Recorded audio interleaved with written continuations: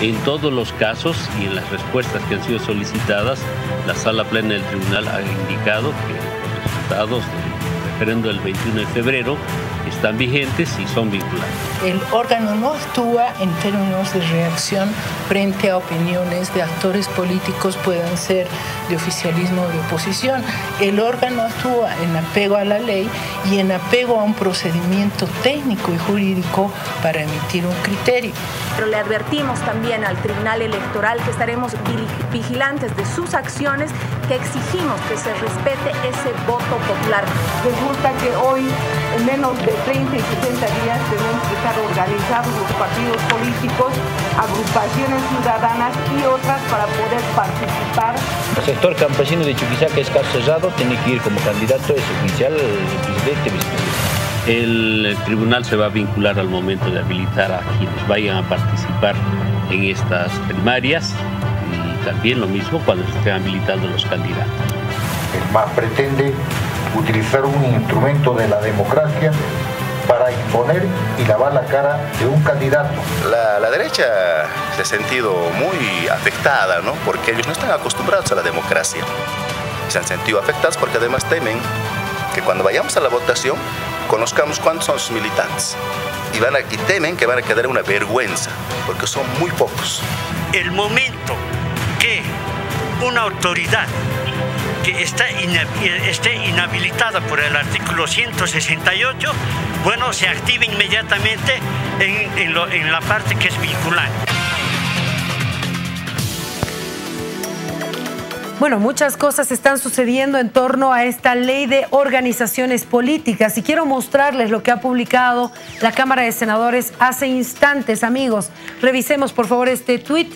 Senado de Bolivia dice: Comisión de Constitución aprueba el proyecto de ley de organizaciones políticas en sus estaciones en grande y en detalle y remite a la presidencia del Senado de Bolivia para que pueda ser tratado ya en sala plena. Este es el tuit, cómo va avanzando la aprobación de la ley de organizaciones políticas.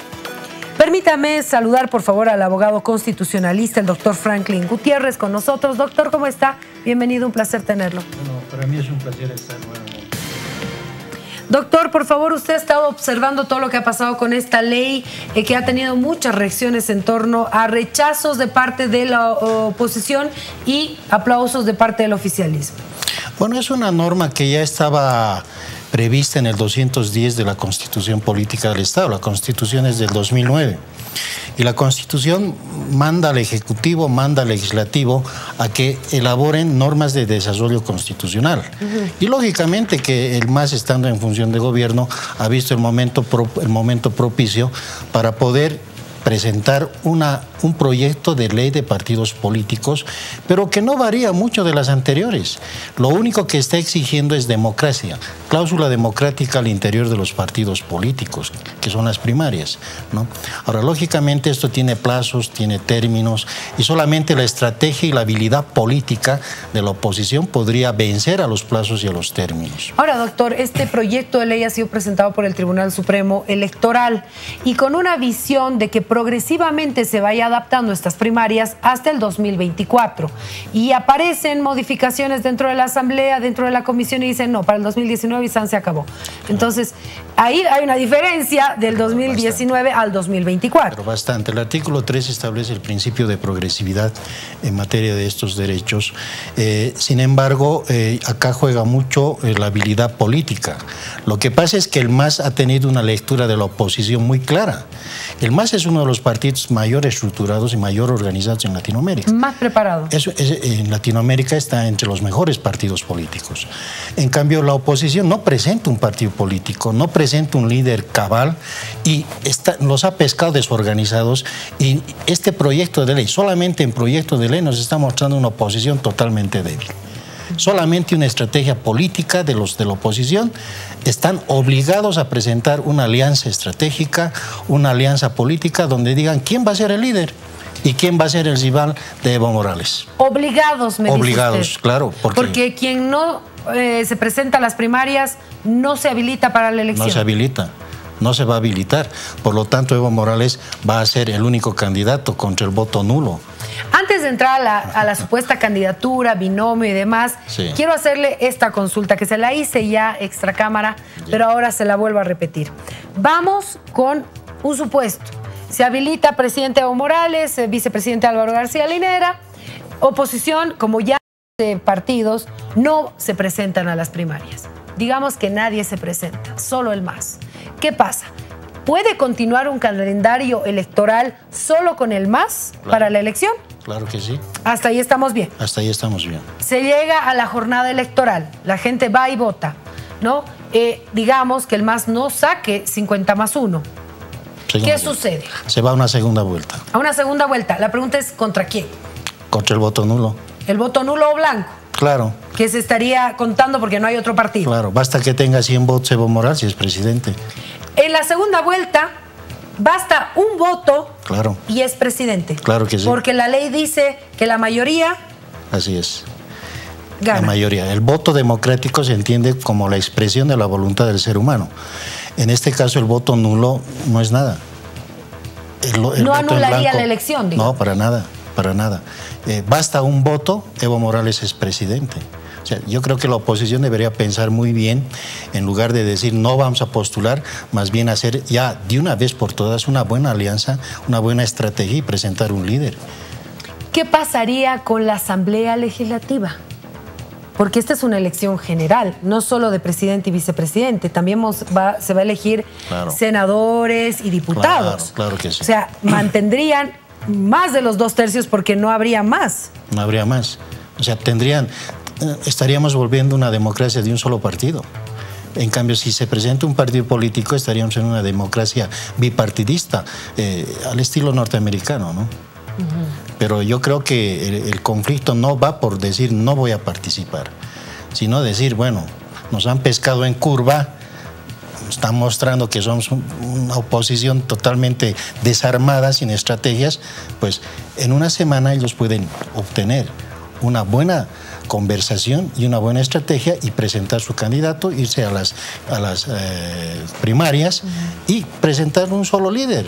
Hoy Rubén Costas, después de la reunión que tuvo los demócratas en La Paz, decía vamos a comenzar un acercamiento con los líderes opositores para tener una unidad sin condiciones, decía. Claro. O sea, es una buena visión la del gobernador. Es una buena visión, sin condiciones.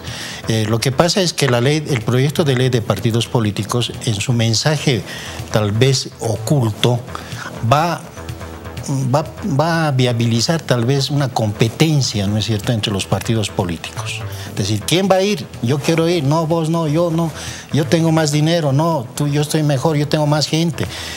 Consiguientemente, yo creo que el hecho de que digan sin condiciones implica a pensar en estrategias políticas sanas, puras, simples, pero pensando en Bolivia y pensando en que Bolivia necesita una oposición, pero muy responsable en este momento. Ahora, analistas, opositores dicen, el gobierno lo que quiere es electoralizar e identificar un candidato de la oposición, quien sea, pero ya que haya un candidato de la oposición para enterrar el 21F. Bueno, eso del 21F hay que discutirlo dentro del marco teórico constitucional. Primero, Priscila, hay que pensar, y hoy hablaba con otro constitucionalista, el doctor Vladimir Borda, que conoce muy bien estos temas, y hay que diferenciar una cosa. El 21F es cosa juzgada. El 21F es la expresión del pueblo, la expresión del soberano, mientras que la sentencia constitucional es la expresión del poder constituido. Permítame, esto está muy interesante y muy importante. Quiero compartir con ustedes, amigos, la inquietud y la preocupación que tiene también el Tribunal Supremo Electoral cuando se habla del 21F, que dicen ellos es vinculante y de cumplimiento obligatorio, y la sentencia del Tribunal Constitucional también es obligatoria. Esta sentencia que habilita y da luz verde al presidente Evo Morales y al vicepresidente a una repostulación. Escuchemos lo que decía. El órgano no actúa en términos de reacción frente a opiniones de actores políticos, puedan ser de oficialismo o de oposición. El órgano actúa en apego a la ley y en apego a un procedimiento técnico y jurídico para emitir un criterio.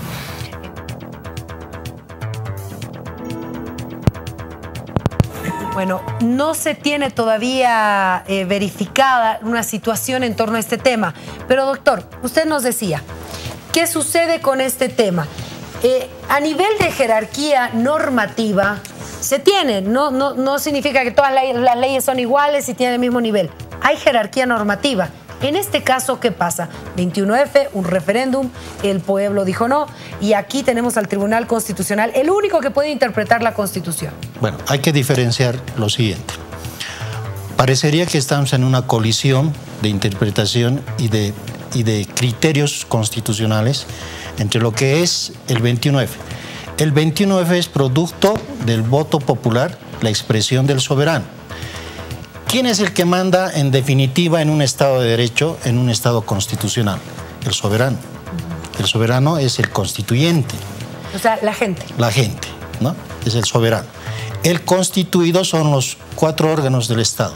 Y entre ellos está el Tribunal Constitucional, que está en jerarquía más abajo que el poder constituyente. Consiguientemente, lo que ha sucedido con el referéndum del 21F es cosa juzgada y es la expresión máxima del pueblo. Y solamente otro referéndum podría revocar esa decisión. No puedes revocar un inferior como es el Tribunal Constitucional. Ahora, cuando el oficialismo dice estamos cumpliendo el 21F porque no se ha tocado el artículo que se puso a referéndum, ¿es correcto? No, hay que diferenciar. Las preguntas que se hizo para el 21F eran distintas. La manifestación de lo que hizo el Tribunal Constitucional es totalmente distinto. El 21F dijo no puede ir a las elecciones Evo Morales y el pueblo dijo no. El Tribunal Constitucional, siendo inferior en categoría al pueblo, dijo no. La Convención Internacional, el Pacto San José de Costa Rica, los tratados internacionales dicen que sí puede ir. Entonces, al parecer, estamos en una colisión de criterios constitucionales. Pero, sin embargo, dentro del marco de la teoría constitucional, acá, bajo el principio de ponderación, se aplica primero el criterio del soberano. Es decir, que el 21F estaría por encima del criterio que ha emanado del Tribunal Constitucional. Ahora, ¿cuál es la solución? ¿Quién soluciona? ¿El órgano electoral tiene competencia para solucionar esta colisión? Ahora, ahí vamos. Cuando supuestamente se apruebe esta ley, se activa esta atribución para ver y pronunciarse sobre los binomios. En este caso, binomios que se presenten para la primaria. El momento que se presente el nombre del presidente Evo Morales y el vicepresidente para las primarias es implícitamente vinculante y automáticamente una inscripción para una elección del 2019 en caso de que ganen las primarias. Claro que sí. El órgano electoral, pongamos que se pone la camiseta del Tribunal Constitucional. Dice, estoy obligado a obedecer esa sentencia constitucional, por lo tanto, apruebo el binomio del MAS, Evo Morales García Linera. Alguien va a plantear un amparo constitucional y yo veo por ahí la solución. Alguien que tenga legitimidad plantea una acción de amparo constitucional contra el órgano electoral y el conflicto vuelve al Tribunal Constitucional y el Tribunal Constitucional tendría que revisar la anterior resolución y emitir otra. O la va a anular o la va a confirmar. Si la va a confirmar, esto ya está cerrado. ¿Y el 21F?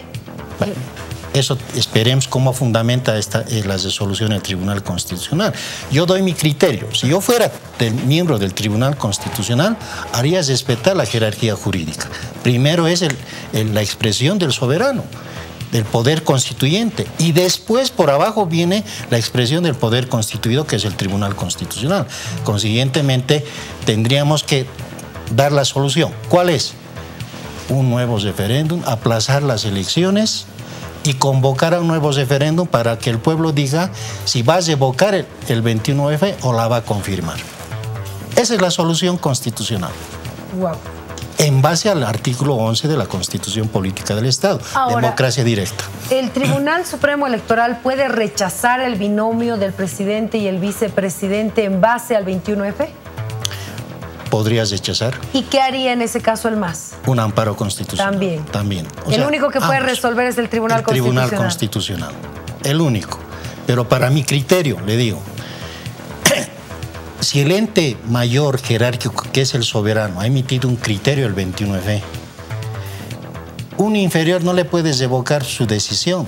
Y un inferior es el Tribunal Constitucional. Claro, solamente a través de otro referéndum el soberano podría decir, sí, revoco la decisión anterior y lo habilito a Evo Morales. Y un referéndum que no pregunta lo mismo, porque no se puede volver a preguntar lo mismo.